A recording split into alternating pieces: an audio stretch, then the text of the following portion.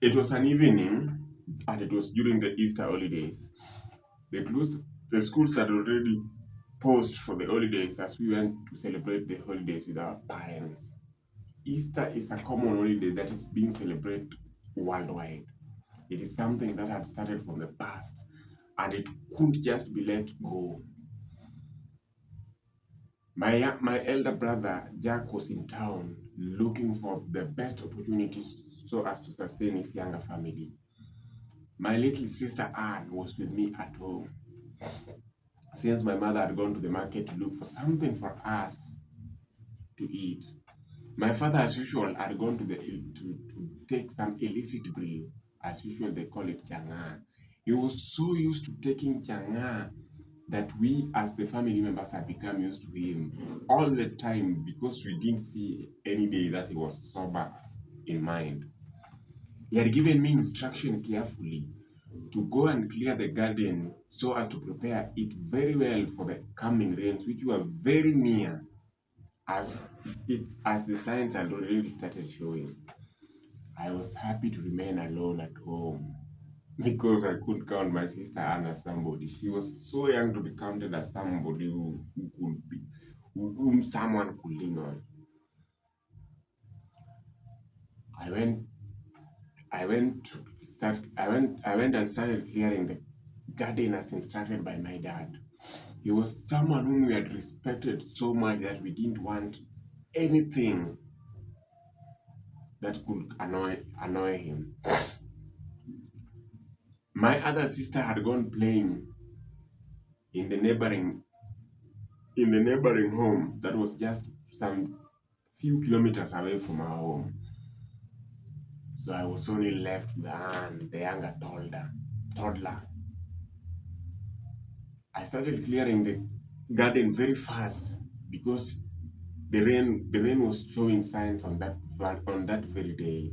So I wanted to do it very fast so as to burn the thickets into ashes so as it could so as to make it easier to for farming activities. I, I started putting fire on some of the already cleared thickets so as to make it easier. In the next few minutes, I could rush and take care of the cows which were left grazing somewhere far. I left them under the care of someone. So I started burning and left the fire burning in the garden without any issue. And remember, the garden was just a few meters from our main house. So it was easier for the windy conditions to maybe bring in disaster. But I didn't take it for granted. I made sure I cleared and poured some water into the edges that were close to our home so that to avoid any disastrous moments. I remember my mother was not a woman to joke with. She wanted everything done perfectly without any interference from anyone. In fact, whenever our father was drunk, she was the first in command, and we gave her any respect. We didn't want to cross her paths because we knew any little mistake was accompanied by severe punishment, and I didn't take that for granted.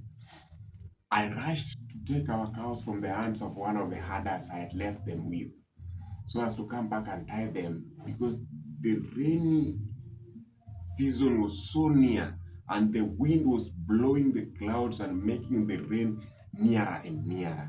So I had to rush and bring them home before anything had happened. I knew if I had messed up a little bit, I could be in the hands of my mother who would not joke with anything to do with me. I had to cross the river to come so because it was the shortest route, so I didn't want to take the longer route, so I had to cross the river. On the other side, I could see our home on the other side when I had already crossed the river. I saw the smoke growing thicker and thicker. I thought the clouds had even fallen in our own house. I started wondering there must be something fishy going on next to our house. Could it be the fire that had left burning that was causing that smoke to be in such a very disastrous manner? No, there had to be something. I reached where the cows were grazing and started driving our cows so fast towards our home. But when we reached the river, the cows looked thirsty and they started taking some water. So I had to give them a hole so as to make them enjoy themselves. Once they were done drinking the water, I started driving them once again so fast that I didn't even look behind. The winds were blowing and blowing furiously that it could even make someone who had little way to fall down. When I reached our home, I was met with the angry villagers trying to blow out the fire from burning our house. They were trying to put out the fire by all means. As I continued scanning, I saw my mother throwing huge buckets of water from our main dam. She was throwing the water towards the house, but they seemed to be too late. Our house had caught fire. I had messed up the entire process. I was in a hot soup. I said to myself, everyone was shouting and shouting as they were trying to put the fire, but it seems as if the materials they were using to put out the fire were only increasing the fuel into the fire, and the fire was now burning so furiously that the side of the roof had already fallen down. I knew I was in trouble. I didn't know where to start from. I started tethering the cows very fast so as to go and assist wherever I could, but I was too late. The fire had already burned the house into ashes. I saw my father approach from a distance. He didn't seem so much drunk, he looked a little bit sober. I just heard him ask, "Who has done this mess?" Nobody answered him. Everybody started looking for some timber to put out up a small house for us, and they covered it with polythene papers. I saw some people donating some forms of utensils, some forms of sufrias, and some form of gadgets. I saw my sister looking at me in an angry mood, and I knew something was somewhere awaiting me. My mother didn't say a word. My father didn't say a word. I did not say anything. I knew I had messed the entire family. I had put the entire family into trouble. I myself was in trouble. Everything had been reduced into ashes. My uniform, everything that belonged to us was reduced into ashes. Where are we going to start from? Where was life taking us to? Where were we going to start from? I asked myself several questions, but I didn't see any answer forthcoming.